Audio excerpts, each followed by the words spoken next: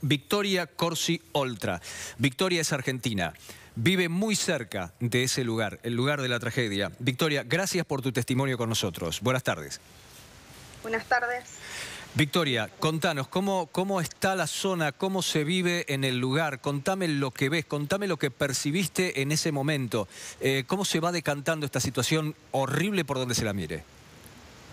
Bueno, por un lado, la gente está bastante consternada, no solo con la situación. Es una zona de gente trabajadora, esa parte de Kensington sobre todo, de gente trabajadora y de gente de clase que el gobierno les ayuda económicamente. Entonces esas casas, bueno, se supone que el gobierno las está revisando, que tiene una constante, un chequeo constante con ellos. Por otro lado, hay muchísimo enojo por el comportamiento que tienen con la primera ministra, como comentaron ustedes antes,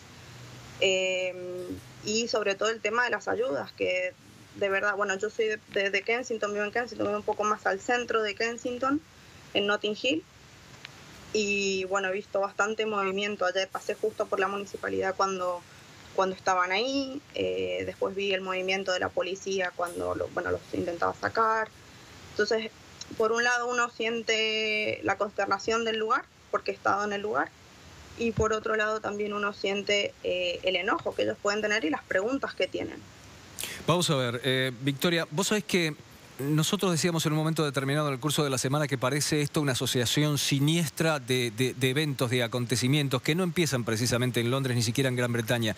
Sobre todo cuando se conoció el origen del primer identificado, un ingeniero civil sirio de tan solo 23 años, un tipo brillante y además militante de organizaciones pacifistas, un hombre que quería construir su futuro allí, que vino escapando de la guerra. Y empezamos a conocer caso por caso. El caso, por ejemplo, del dueño o quien habitaba el departamento del lugar donde se quemó ese refrigerador, que aparentemente fue lo que inició todo, etíope, que labura como taxista allí en Londres, y vemos la cantidad de gente inmigrante de lugares que lo pasan muy mal y que llegó allí tratando de hacer un futuro mejor y que sin embargo encontró esta muerte espantosa. Contanos un poco cómo es el ambiente de ese lugar, cómo se mueve la gente en ese lugar, si tenés conocimiento de ello.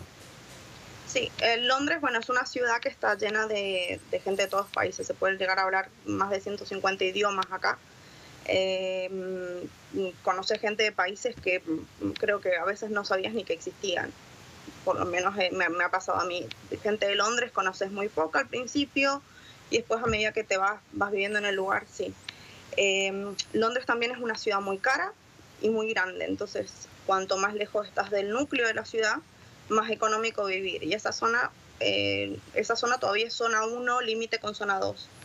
Entonces, los precios de las casas en esa zona son muy altas, pero estos lugares como North Kensington, o donde estaba el edificio exactamente, son casas que vienen de los años 70 de beneficencia y se han ido continuando. Entonces, dentro de un núcleo de una zona económica muy alta, como puede ser Notting Hill, como puede ser South Kensington o Chelsea, tenés este barrio que es un barrio que es de gente trabajadora y gente de todos lados, que vive en comunidad sobre todo, y que el costo de la casa es más económico, un poco más económico, porque está ayudado con el gobierno y sostenido, pero tenés que tener unas cualidades para poder obtener esos beneficios. Entonces,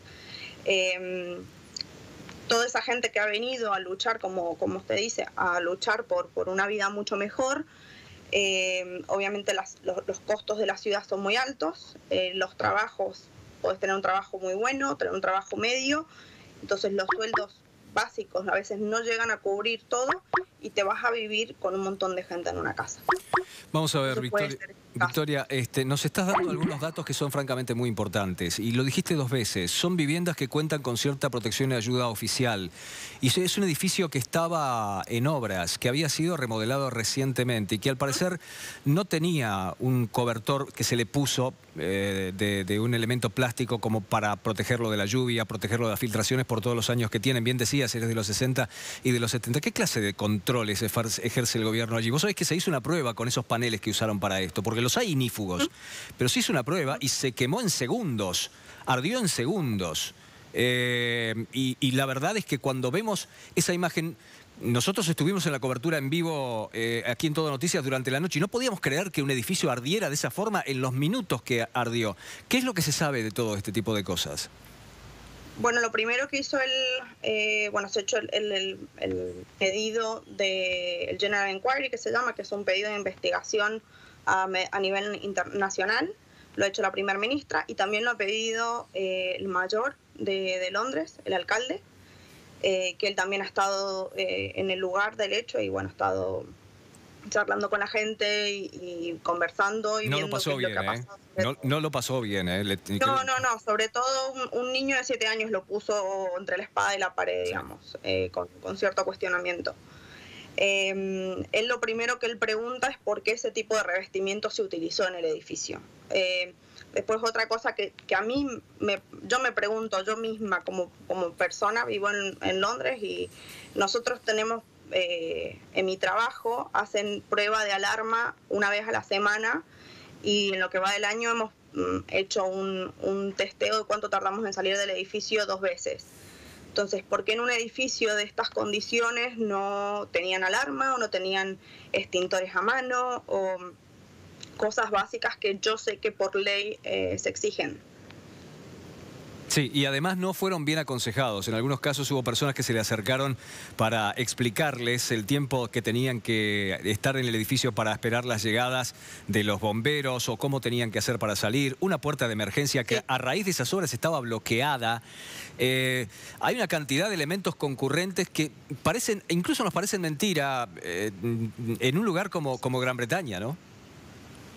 Sí, la verdad es bastante, bueno, inclusive la gente de la calle mismo, de mi trabajo, todos lo primero que nos preguntamos qué fue lo que pasó, porque todavía no hay inversión oficial. En Inglaterra tienen cierto procedimiento para ir dando información. Al principio decías que van dando datos a cuentagotas, pero bueno, es el procedimiento de ellos y los que vivimos acá un poco lo aceptamos ya.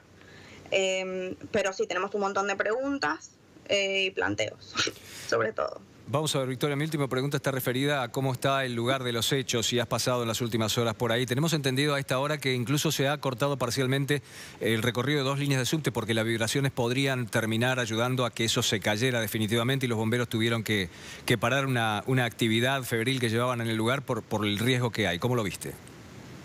Bueno, yo lo vi en el momento del incendio. Tuve, digamos, la mala suerte de pasar por ahí cerca, porque tenía un turno en un hospital cerca, y lo vi en el momento que estaba en llamaradas, digamos.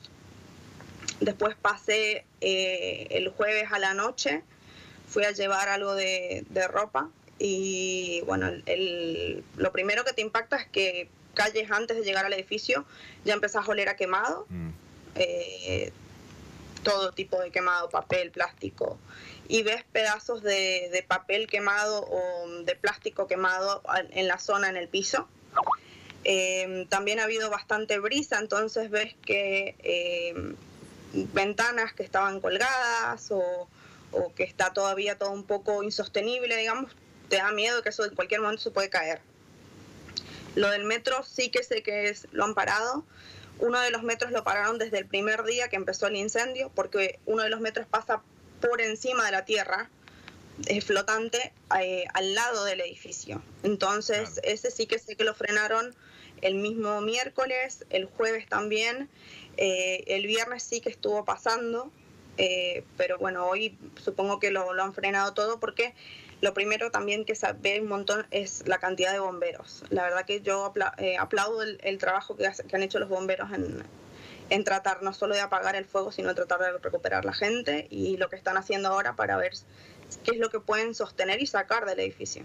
Sí, no hay dinero en el mundo, la verdad, que pague el trabajo de esos bomberos y de todos los bomberos del mundo en general, también obvio. Aquí en la Argentina. No hay dinero que lo pueda pagar en el mundo. Lo que hicieron fue jugarse su propia vida y ellos sabían que iban a jugarse su propia vida porque tenemos el relato de uno de ellos que dijo: nuestro jefe nos pidió antes de salir para allá que pusiéramos nuestro nombre en nuestro casco y eso no es una buena señal, es señal de que podemos no volver de esta misión. Victoria, yo quiero agradecerte muchísimo tu testimonio para Con Todo Noticias y vamos a seguir en contacto porque me parece que esto va a seguir dando tela para cortar, ¿eh?